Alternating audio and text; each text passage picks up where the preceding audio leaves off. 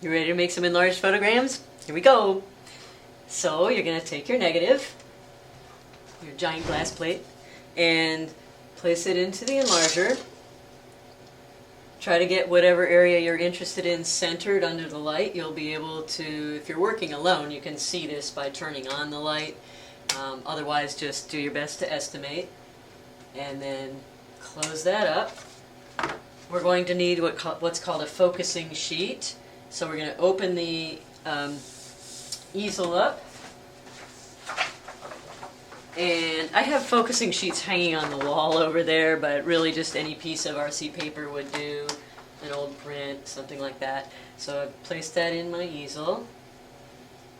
And I'm going to adjust the blades just so I can kind of maximize my paper use. So I'm going to put this right at like 9 by, well, 7 by 9 might be a bit much. I don't know. There we go. Just so the easel blades are actually going around all 4 edges of the paper. So this stage actually does not need to be done under safe light, but you're going to be able to see what you're doing a lot better under safe light. That's why I've got the red light on. So now you're going to turn on the light. So here we are with the light on in the enlarger, you can see, but it doesn't look focused. I'm turning the focus knob and look, my image is coming into focus. There they are, those big cool amoeba looking things. Now I can control where they are by pivoting them in the enlarger a little bit to work with my composition. I might discover other areas of my negative that I find are actually more interesting. I think I got to feature that big flower looking dude right now. And then the other thing you could do, of course, is if it's easier than moving the negative, maybe you want to just pivot your easel slightly, right, to get what you need. And so now just do the best you can optically focusing it using your focusing knobs, and if you have a lot of sort of three-dimensionality to your image, you may have to kind of choose what part of it you want to be in focus and what not. Now reach up to your lens and actually stop it down. I'm going to switch to another mode, and you can probably see the light. Yes, you can see the light reflecting down onto my hand. It's going to get brighter in one direction and dimmer in the other.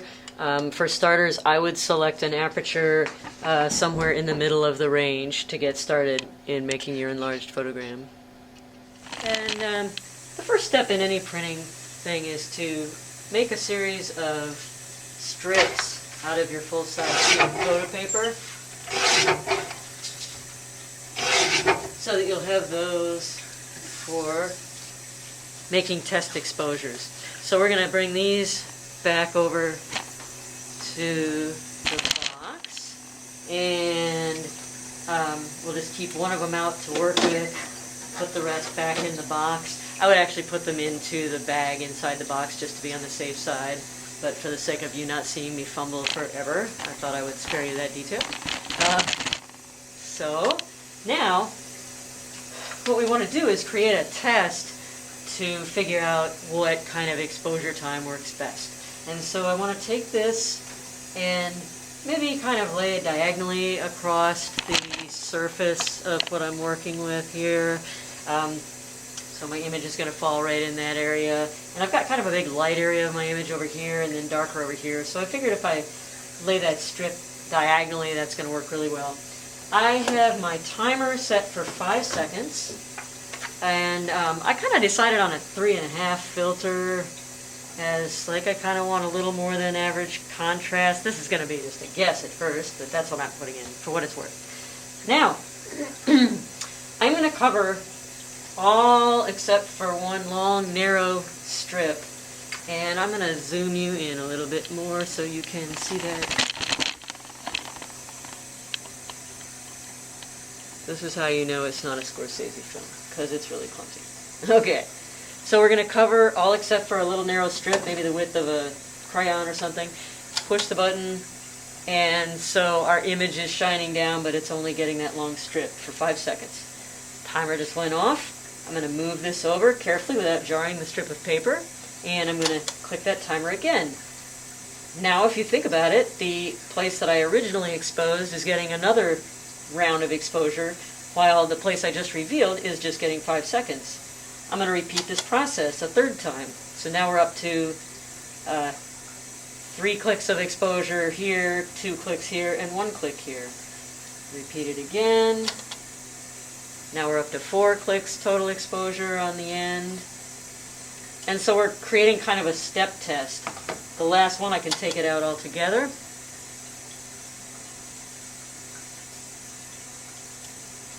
And this is going to be the same whether you're making our goofy enlarged photograms or whether you're actually making a darkroom print. Now we're going to bring this over to the developer and put that in the tray. And RC, remember, we're starting out with RC here. You just need 1 minute for this. Turn it over here. I put it in face down. There we go. So yeah, you can see that pretty well in the video. Remember not to judge your photos too hard when you're still looking at them under safe light.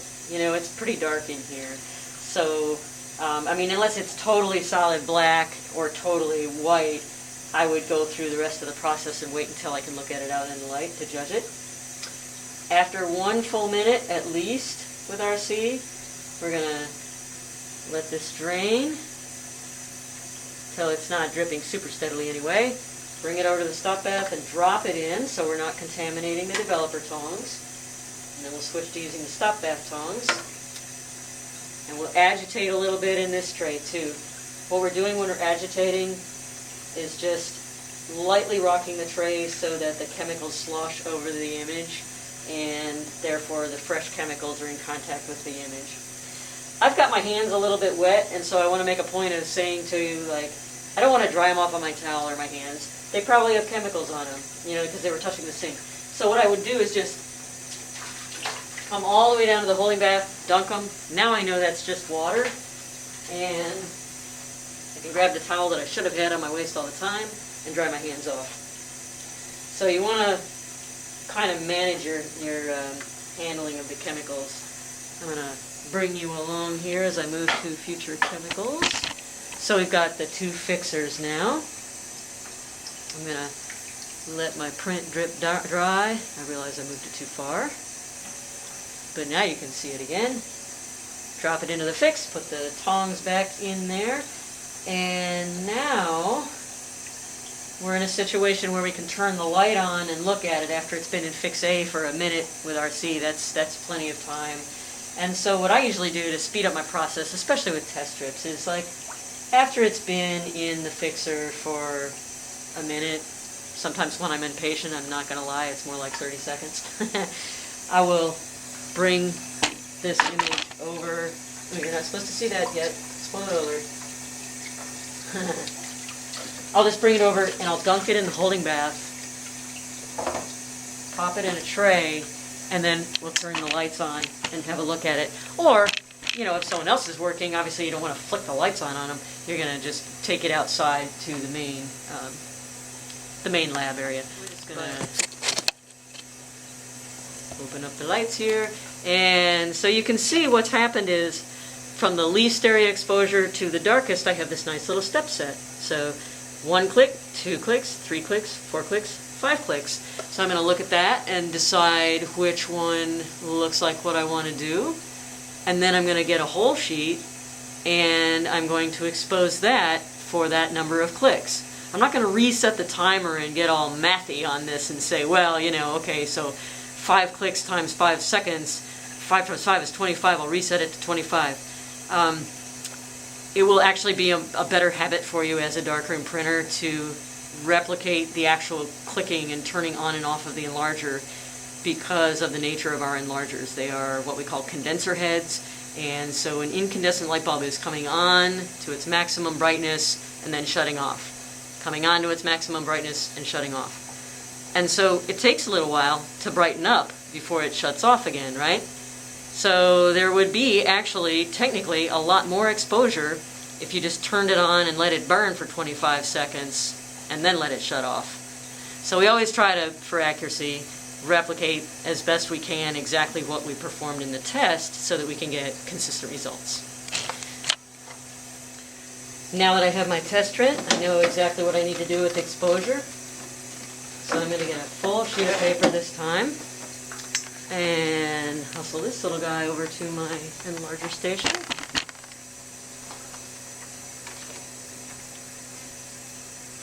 Lift this up, go for the center slot, slide it all the way over, lower this, and I count on my fingers because it's just really easy to forget, right? Especially if you're talking and doing a demo. 2 clicks.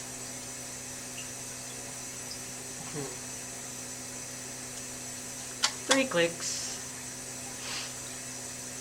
I should crouch. I feel really weird being... There we go. 4. And I'm afraid the contrast in the lighting isn't really good, so you don't see the image coming on in your video, but the image is coming on and shining down on the paper, so you'll see it as you really are working. And that's number 5, because this hand says that was number 5. I decided from that test strip that I liked the darkest of those. So, take this little fellow out, and come over once again to the developer. It'll land you in the right place. There we go. And I'm in the habit of sliding my paper in face down. There's a couple reasons that I do that. One of them is to annoy you because then in the video you can't see the image come up. No, I'm just kidding. One of them is that if I slide it in face down, I know that it is, there we go, it's getting right into the chemicals very smoothly. It's not forming any like weird little bubbles on top where the water didn't, or the chemicals didn't quite flow over. And then the other thing is, as I'm poking it down in with the tongs, you know, these tongs get some silver built up on the tips over the time that they're used, and so they can start marking your prints. Well, I don't care. It can mark my prints all day long on the back. I really don't care. I will care if it marks the image area. So that's one of the reasons. No, that's 2 of them, right? It's flowing in. Now there's 3 reasons. The third reason is when you start working with fiber-based paper, you are going to find that you can extend the developing time and increase contrast. Fiber paper is a little bit different than RC, and it offers that flexibility where you're actually increasing contrast with more time in the developer. Well, by the time you're up at around 4 minutes in the developer, that's kind of the max for what works. And the problem is then your paper is kind of getting blasted by the safe light during that time, and it may actually start to develop some base fog. You'll start to lose your highlights. So if you turn it face down in the tray, that solves that problem too. And look at that. There's our picture. Very nice. It looks like a big giant, the thing that stings you. Jellyfish! That's what it looks like, a jellyfish.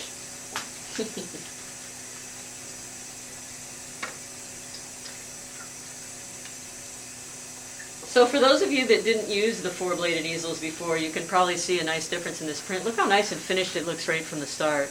It's got a nice even border all the way around instead of being squished up on one side. I really love those easels. And so now I'm going to drop it face down into the stop bath and agitate.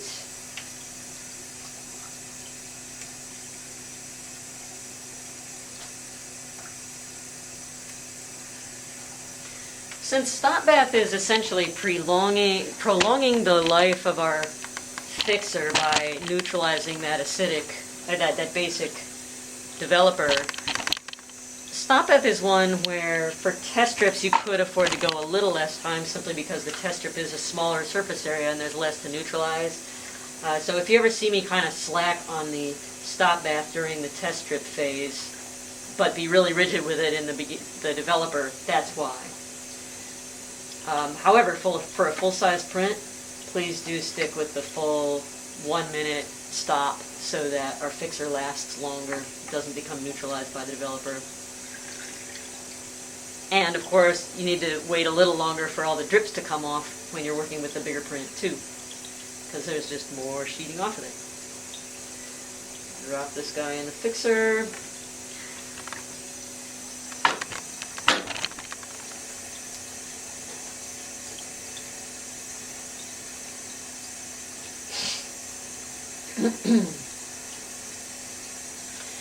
And so again, you know, this isn't a test strip. This is maybe going to be the final print. Who knows? But to accelerate your workflow, if you want, you can, again, just maybe pay attention, get 1 minute full fixing time in the first fix, rinse it, put it in the tray, check it out under the light, see how you like it, then bring it back in and put it into fix B. You don't have to go fix A, fix B, rinse, go check, find out you don't like it and you want to change something anyway. I know that does not seem like a huge savings of time when you're talking about minutes because it's RC paper, but when you are talking about fiber paper requires 5 minutes in fix A and 5 minutes in fix B. And so now you're starting to add more significant time to your college student busy day when maybe you need to be doing something else with that 5 minutes you didn't need to spend in the fix.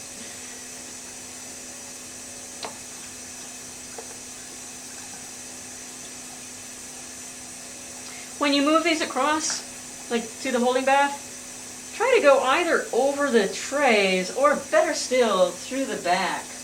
And I always just, by habit, dunk that set of tongs in there in case my hands had chemicals on them that had kind of transferred to the tongs. That leaves those tongs wet but clean of chemicals for the next person who's working in here.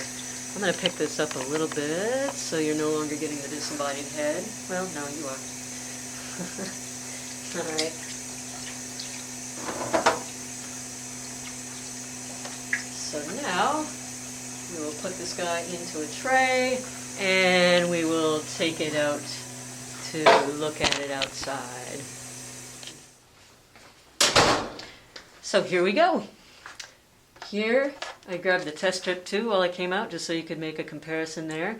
So here's my test strip. And here is the finished print. I think I grabbed the right one.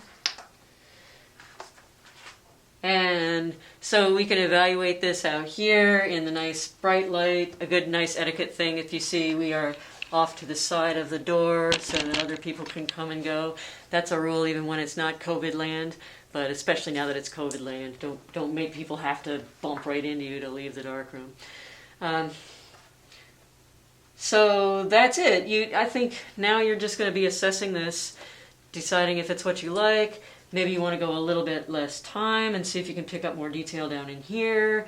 Maybe you want to scan to another area. Maybe you want to raise the enlarger up and zoom in on a certain area and magnify that and see what that becomes.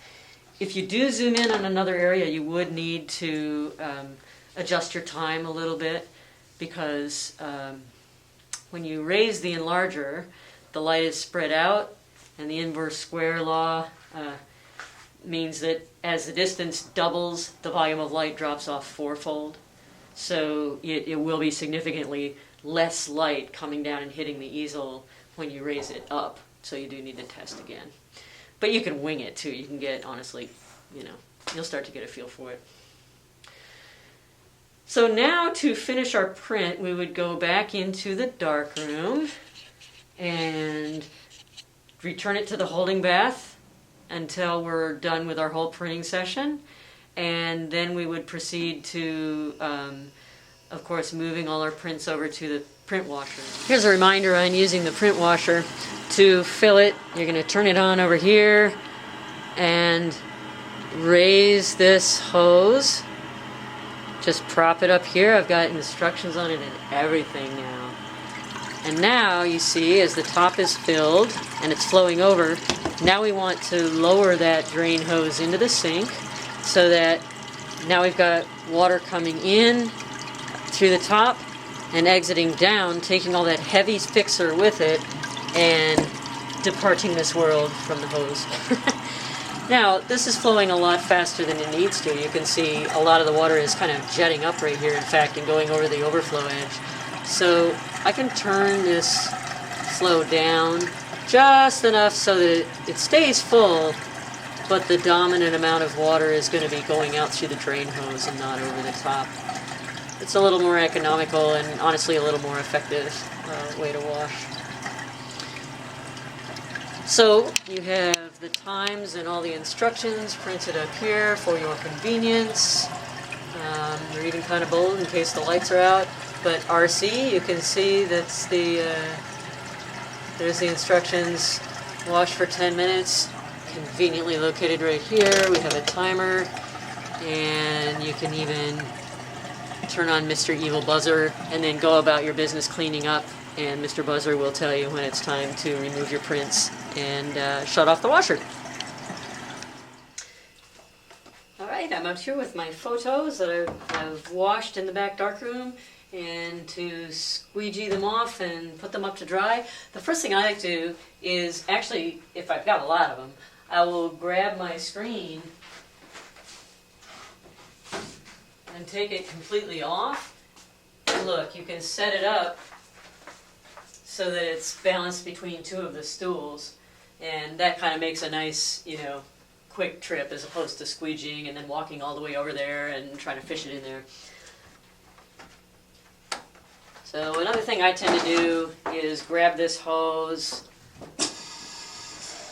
and rinse this off, just in case somebody forgot. And if you notice, I'm rinsing the squeegee, and I even rinsed my hands, right? Because, I don't know, what if when I was cleaning up, I got a little bit of some kind of chemicals on my hands that I wasn't really paying attention to. I don't want to be handling my clean prints like that. So, we'll put whatever it is face down. That's how that goes. This should be a clean place to set the squeegee, so that's okay. I don't want you putting it in the sink because the sink is dirty, but up on that print washer should be fine. If you hang on to the corner as you're squeegeeing, it's much easier to get it off that board than if you let it get stuck down up there. Okay. Face up on the screens if it's RC, face down on the screens if it's fiber-based.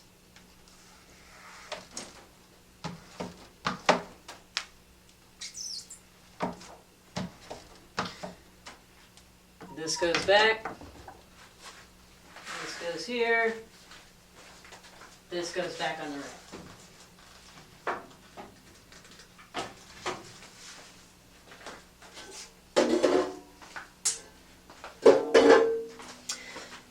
And the only other thing is, etiquette-wise, I should tell you, definitely don't put your wet prints too close to somebody else's prints on the screen. Definitely don't allow any two prints to overlap, because once that gelatin emulsion dries, it's very hard to peel them apart again. So that's a really important thing to remember. And if the screens are all full, I mean, if you're in the intermediate level, you got your own personal screens.